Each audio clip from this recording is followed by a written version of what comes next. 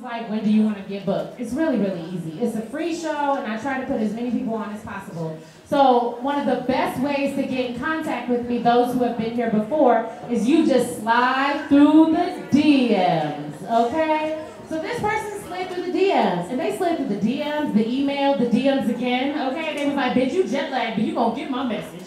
And I'm very grateful I did, because they are phenomenal, and I'm very excited to share them with you. Y'all make some noise right now for Lindsey Young.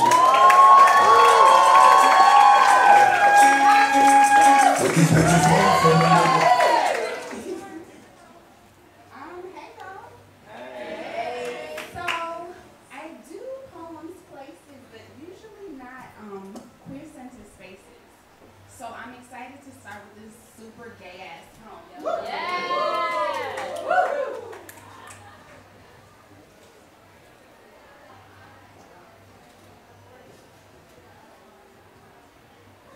My queer be a shapeshifter, be water, fills the shape of every room it walks into, meets a woman it can kiss at the hand and becomes bold. Becomes so full of itself, suddenly no man has ever existed. My queer is most comfortable in all the spaces it deems safe. Melts into the floor of every party full of girl, pressed to this song, sing it loud. Fill my mouth with the praise of every gentle savior I have loved and let go. My queer is most sure of itself with a woman in my hand. My queer smells a man and becomes a weapon. Learns to chew and swallow and spit the way he do. The way my queer watch him. Mimic cruelty and make him disposable.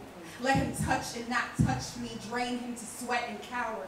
To stain in my bed sheets. My queer be a monster to those undeserving of it. Be oasis to those that make it feel real. In the dark, my queer unsure of itself. Counts the bodies that all feel like bodies. Tally up how many make me gay enough. How many make me straight passing and venomous. My queer turn hot at its own questions in the dark. My queer walk through the house of me. It tears down the drapes and breaks all the good glass. It gut laughs at my attempts to clean up after it. My queer has become a strong, independent bitch who don't need no rhyme or reason. My queer be stronger than I am. I am just learning to explain it. It's just learning that I don't have to. So it turns a broken bottle in my hand. Or her hand in my hand. Or his hand in my throat.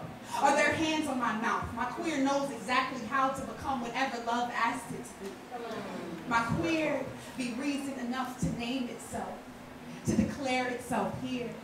Alive and shapeless. To open my mouth and say that my queer be mine. And mine, and mine.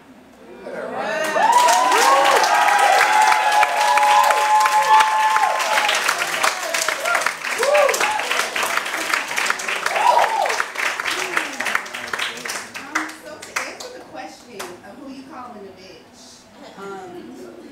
it would be my feminism. My feminism's a bitch. A little while ago, I made the decision that I wasn't going to continue pouring into people that weren't capable of doing the same for me. I think black women and femmes are taught that we take care of everybody ahead of ourselves. That's some bullshit. I'm not into it anymore.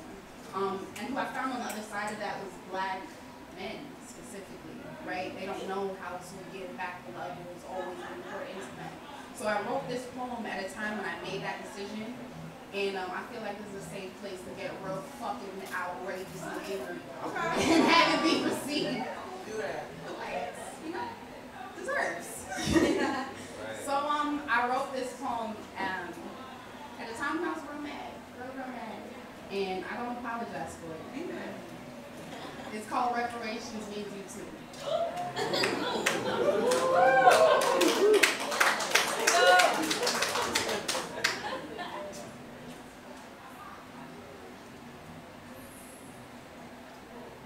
You were promised obedience, weren't you? Told the black girl laid down at the sight of you. Practiced my whole life holding hands with my mama face down, while men at the house taught you how to find a woman to build with. to make a home of the first black girl that lets you lay your weight on top of her. I held all of myself and still made room for you two. Black boy posts a photo of a bruised black woman to Facebook. Says, if he's a good black man, take the beating. Call your best friend who can keep secrets. Call off work until the wounds have healed. If he's a good black man, take him back. They are lynching us by the dozen. In my dream, a good black man reaches for the rope, cuts himself loose, lands on both feet, says to God be the glory, and God strikes him down a second time. Lets his wife watch. Both laugh from their guts. Both black women beat blue, both a body of well-kept secrets. A lifetime of understanding dug into their ribs. What a show. What glorious blood. And then I wake up, say, black boy, you were promised an eternal seat on my shoulders. My first word was king. My second, silence. You bet an entire kingdom on my ability to stay completely still. Black boy, you made a promise out of me. And now you kicking up, Steve. And how I stood up after you tried to lay me flat for a soft place to walk. How I celebrate so loud it drowns out all your threats. How I let your plate go cold while I sing my own praises in the kitchen. Feed my sisters. How we laugh and laugh and laugh at the thought of never making room for you again, black boy, if you accept that the black woman renaissance stole the rug right from under you. Are you afraid you've forgotten how to walk unless it is all over me? Are you angry at how loud I laugh at your shaking legs? How to be a black woman only meant never leaving your feet?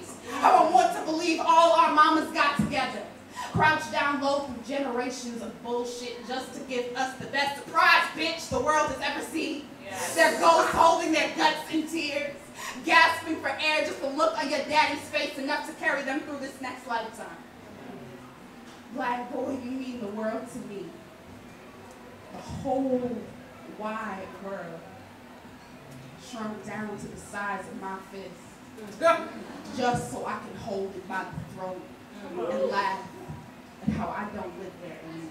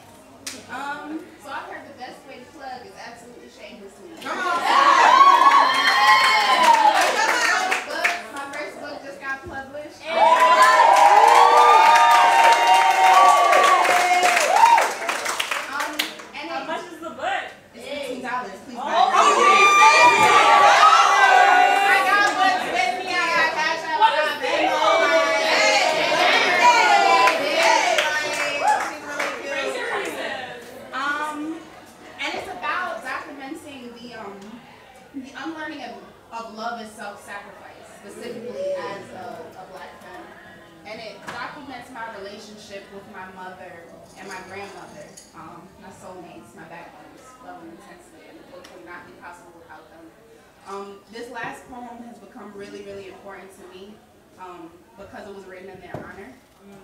And again, this is the question of who he's calling a bitch. It's me. I'm a bitch. Very, very, very proud of it. And it's called Phoenix Woman. So thank y'all for being so brave. Woo!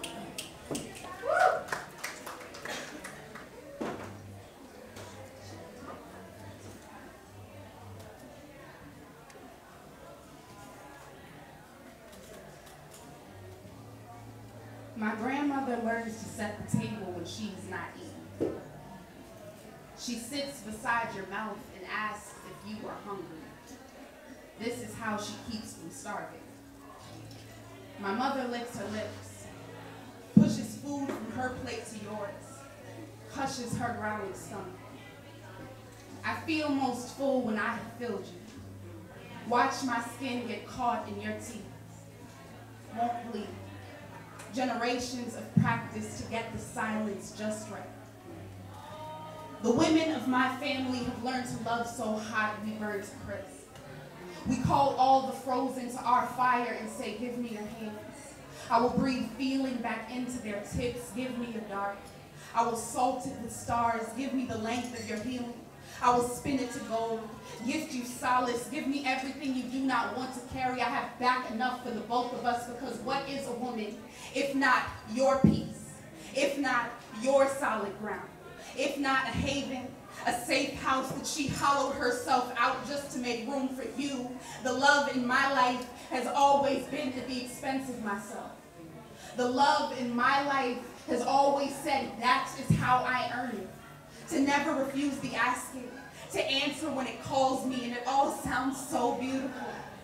A woman so sanctuary she could turn empty vessel to flesh and love it back to life again. But the love stops being enough. Removes its cloak. Self-sacrifice speaks up in its rightful place. Reveals itself to be funeral, disguised as wedding, disguised as full, disguised as a love that sucked myself from me, called it paradise to live forever in its good graces only after my body rots to something new to stand on, and I don't want to die this way. I'd rather my love know me by men, by bite and venom, by fuckless honesty, by this boundless devotion that I owe to nobody but myself, a phoenix woman, clawing my way through my own ash to the promise of life again, the promise of stealing back all my mother's time, promise to burst into flame before I ever swallow our name, this offering I promise to burn the altar and all that praise us that lay ourselves there. Call me a sealed church fire, a rogue savior, selfless turned self-serving, pouring the best of me back where it belongs. Call me exhausted. Call me a bitch. Call me selfish. And it all sounds a lot like a black girl finally come to her own rescue. Thank you.